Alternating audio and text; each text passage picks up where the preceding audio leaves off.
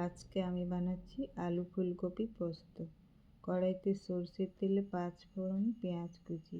পেঁয়াজটা লাল লাল করে ভেজে তারপর আলু ফুলকপি আন্দাজ মতো নুন হলুদ দিয়ে আলু ফুলকপিটা একটু ভাজা ভাজা করে নেব।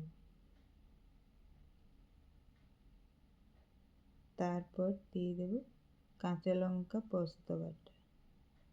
নেড়ে চেড়ে ফুলকপি আলু পোস্তর সাথে কিছুক্ষণ কষিয়ে নেব।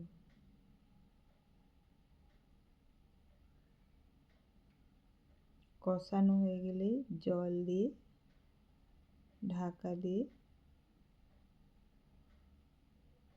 আলু ফুলকপি সিদ্ধ হওয়া পর্যন্ত রান্না করব। ঝোল একটু কমে এলে আলু ফুলকপি সিদ্ধ হয়ে এলে মাখো মাখো করে নামিয়ে নেব। গরম গরম ভাতের সাথে খাবার জন্য আলু ফুলকপি পোস্ত রেডি।